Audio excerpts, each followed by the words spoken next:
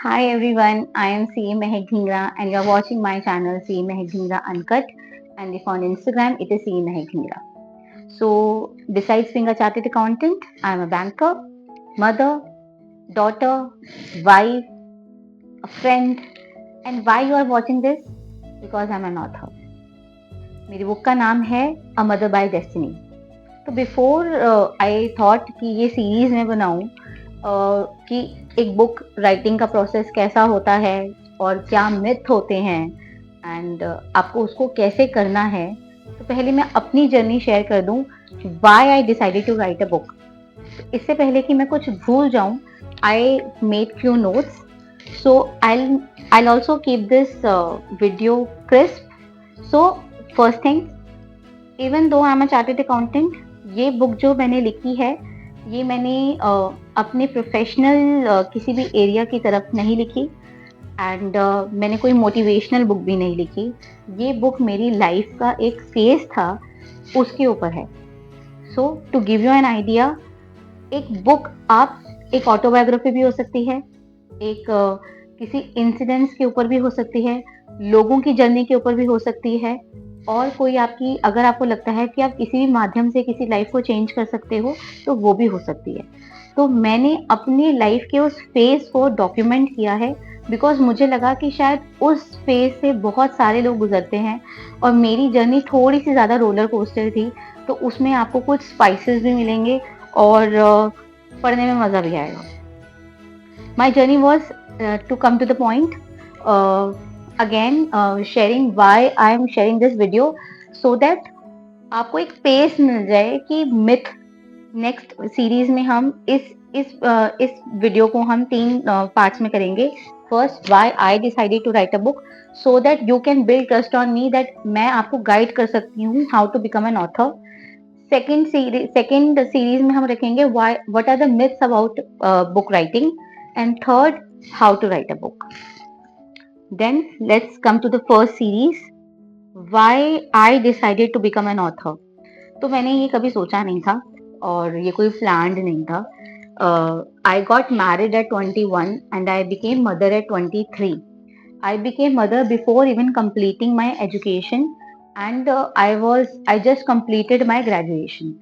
And बहुत financial challenges थे, बहुत टफ पीरियड था और it was not a planned baby. तो मेरे साथ उस टाइम हुआ क्या कि not only I was a CA student, I was in CA final. तो जो लोग जानते हैं, जिनके घर में किसी ने सीए करी है या जिन्होंने चार्टर्ड अकाउंटेंट्स के स्ट्रगल को देखा है, वो समझ सकते होंगे कि जब मेरे फर्स्ट ग्रुप हुआ तो मैं 9th मंथ प्रेग्नेंट थी and I was going to give my second group, और उसी के बीच में मेरी बेटी हो गई एंड उस ग्रुप को क्लियर करने में मुझे 2 साल लग गए। वो जर्नी, पहले ही वो 9th मंथ की pregnancy with CA final preparations अपने आप में एक बहुत बड़ा चैलेंज था। मैं पूरी 9th मंथ प्रेग्नेंट थी जब मैं सीए फाइनल के एग्जाम देने गई हूँ। तो कुछ कुछ इंसिडेंट्स ऐसे थे जो बहुत हार्ट मेल्टिंग थे। जैसे कि जब मैं एग्जाम देने गई तो मुझे एग्जामिनर ने कहा कि इन केस आपको लेबर पेन स्टार्ट होती है तो आप भागते मत चले जाना घबरा के कि आपके लिए कोई नहीं है, we will arrange an ambulance for you. और वो एक टाइम था। और ऐसे ही और बहुत सारे, जब मेरी बेटी हुई तो देयर वर फ्यू डेज मेरे जेब में 10 रुपए भी नहीं थे, तो मुझे लगा कि मैं मदर बन गई हूँ और मेरे हाथ में कुछ भी नहीं होता है। एक दिन मुझे याद है कि I kept my daughter drenched, मतलब उसके कपड़े मैंने गीले कपड़े पहनाए क्योंकि मैं अपनी सेकेंड ग्रुप की प्रिपरेशन के लिए अपनी मदर के घर में जाती थी प्रिपेयर करने के लिए।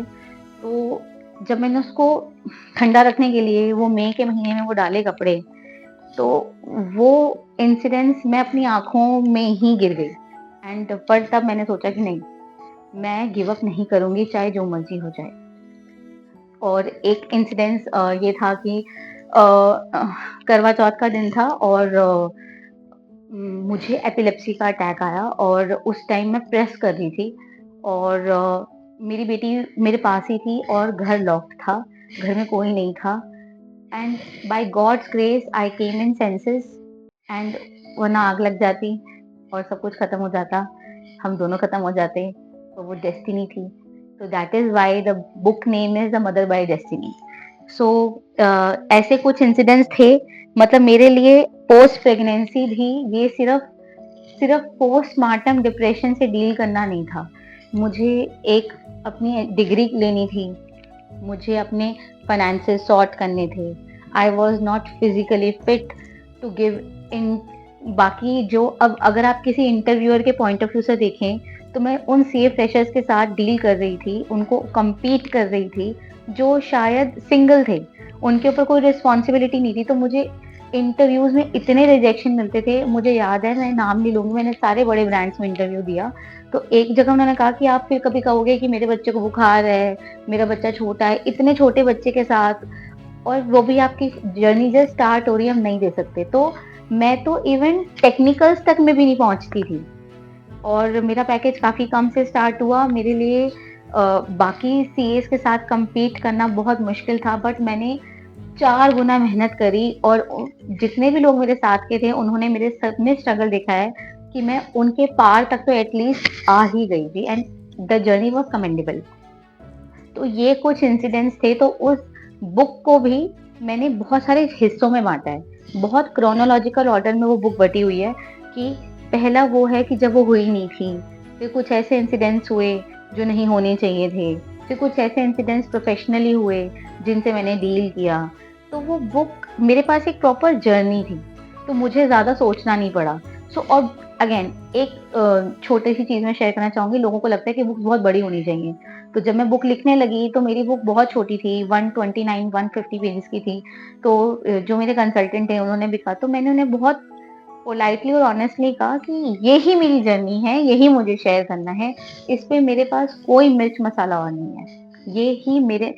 और मैं अपनी डॉटर को एक गिफ्ट देना चाहती थी कि जब मैं नहीं भी रहूंगी इस दुनिया में, उसके पास एक वो मेरी, अब मैं नहीं भी हूं तो मेरी बुक अमर हो गई एक किस्म से, कि वो उसके पास होगी, वो पढ़ सकती है, वो जान सकती है कि उसकी मदर उसे कितना प्यार करती थी, तो और करती है।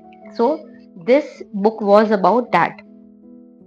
जब मैंने इस डिसीजन को प्रैक्टिकली परसीव करना चाहा, तो मेरे को एक बेनिफिट और ये मिला कि मेरी जैसी जो प्रोफाइल है, इसमें ना हमें बहुत बड़े बड़े सैंक्शन नोट्स बनाने होते हैं, हमें बहुत ज्यादा रिव्यू एनालिसिस करना होता है, एक तरीके से किसी बिजनेस की पूरी जर्नी लिखनी होती है। तो जब मैंने एक जगह इंटरव्यू दिया, और जब मेरे रिज्यूम पे ऑथर आ गया, तो उन्होंने ना एक बहुत अच्छी कमेंट अपनी फेलो इंटरव्यूअर को मारी कि अरे यार, इसने इतनी बड़ी बुक लिख ली है, ये सैंक्शन नोट तो बना ही लेगी, because it is all about writing a journey. So author मेरे नाम के आगे चार्टेड अकाउंटेंट के साथ साथ जब ऑथर का टाइटल लगा, it gave a hell lot of a goodwill, because it gives आज भी, चाहे जैसे हम सब ये बहुत सारे चैनल्स को करते हैं और देखते हैं कि इसका total market size, shark tank India को हमने देखा, वहां पे कहते हैं इसका टोटल मार्केट साइज गिर रहा है, बट आज भी ऑथर्स को एक बहुत अच्छी नजर से देखा जाता है, बिकॉज उसको लिखने में, जैसे हम लिखते हैं, मेरी बुक 5 बार रिव्यू हुई है, मैंने करी, फिर मेरे साथ मेरे एक फ्रेंड ने करी, फिर हमारे साथ एक और हमारी फ्रेंड ने करी, उसको हमने, फिर मैंने उसको as a token of appreciation कुछ बुक्स गिफ्ट करी थी, फिर हमने एक फॉर्मली रिव्यू कराई, फिर उसके बाद मैंने और मेरे फ्रेंड ने फिर से करी। तो उसके अंदर बहुत मेहनत गई थी, बहुत कमिटमेंट। तो आपको कमिटमेंट देना आता है कि हमें कैसे कमिटमेंट करना है। और मुझे याद है, मेरे एक फेलो लीडर ने मुझे हमेशा बोलते थे कि leaders are not those people who take initiative, leaders are people who are finishiators. तो मैं आपको वो चीज फिनिश करनी है, अगर आपने स्टार्ट किया है, तो जब स्टार्ट करने लगते हो, और जब एंड तक ना, लिटरली मैं आपको लेमैन लैंग्वेज में बोलूं तो तेल निकल जाता है। बिकॉज आप समझो, मैं फिर उसके बाद मुझे ऑथर कौन सा पब्लिशिंग हाउस है, फिर किसी से आपको फॉरवर्ड लिखवाना है, तो आपको लोगों को रीच आउट करना है, तो आपकी कितनी स्किल्स पॉलिश होती हैं। तो मेरी स्किल्स काफी पॉलिश हुई। तो जो एक इमोशनल डिसीजन था कि मुझे बुक लिखनी है, वो अल्टीमेटली मेरे लिए बहुत फ्रूटफुल साबित हुआ। Even not financially, but professionally, yes, it was a big game changer for my life.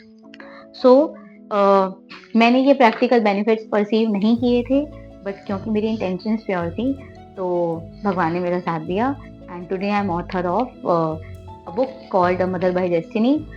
इसके पीछे एक छोटी सी फनी स्टोरी और ये भी है कि पहले इस बुक का नाम मदर बाय डेस्टिनी नहीं होना था। मैंने इसका नाम अपने आउट ऑफ ऑनेस्ट इंस्टिंक्ट सोच लिया था मदर बाय मिस्टेक। तो मुझे कॉल आया मेरे एक फ्रेंड का, उसने कहा क्या चल रहा है तेरी लाइफ में, तो मैंने उसको बोला कि मैं बुक लिख रही हूँ मदर बाय मिस्टेक। वो अपने ऑफिस से शायद कुछ फेडअप हो गया क्या, उसने जो मेरी क्लास लगाई है, how can you even think that a motherhood can be a mistake. He was right on his part, I was absolutely wrong. But वो मेरा एक ऑनेस्ट रिएक्शन था और मेरी शायद वोकेबुलरी इतनी डेवलप उस टाइम तक नहीं हुई थी। हाँ, तो ये एक और बेनिफिट है। तो मतलब उसके बाद मैं जो मेरी रिव्यूअर थी मैंने उसको कॉल किया, मैंने कहा यार ये टाइटल तो उसने ऐसे बोला है तो ये तो हमारे दिमाग में ही नहीं आया कि अ मदर बाय मिस्टेक को कोई कैसे लिख सकता है, क्योंकि उस टाइम तक हम ये सोच रहे थे कि अ मदर बाय मिस्टेक हम टाइटल रखेंगे तो it will generate a curiosity कि क्या हुआ होगा, कि क्या मतलब क्या बिफोर मैरिज प्रेगनेंसी हुई होगी या क्या। बट हमने परसीव ही नहीं किया था कि ऐसा नेगेटिव रिस्पॉन्स भी आ सकता है। बट भगवान की दया से वो पहले ही आ गया और उसने फिर मुझे बहुत अच्छा नाम सुझा के दिया कि why don't you write your book with the name of a mother by destiny. So because it was the child was this time to come, she was this time to come in my life, before after it was God's decision. So ये एक और है। तो ऐसे भी incidents आएंगे कि कभी कभी आपको ऐसा लगेगा कि छोड़ देते हैं यार, मतलब कुछ नहीं रखा है इसके अंदर, ऐसा। और दूसरे तरीके से भी हो सकता है, लोग आपको कहेंगे कि कुछ नहीं मिलता, क्या कर रहे हो, बहुत टाइम स्पेंड होता है। बट अल्टीमेटली मुझे तो बेनिफिट मिला, तभी देखो मैं आज ये वीडियो भी बना रही हूँ। आपको वो किस फॉर्म में हेल्प कर जाए, और जरूरी नहीं है आपको किसी को प्रूफ करने के लिए कुछ लिखना है। आप इसलिए भी लिख सकते हैं क्योंकि आपको लिखना अच्छा लगता है, लिखना हीलिंग भी होती है। तो you can be your healer, आपको कोई पढ़ रहा है आप उसके भी हीलर हो। What's best can happen other than this. If you like my content, please do hit the follow or subscribe button, and thanks for watching.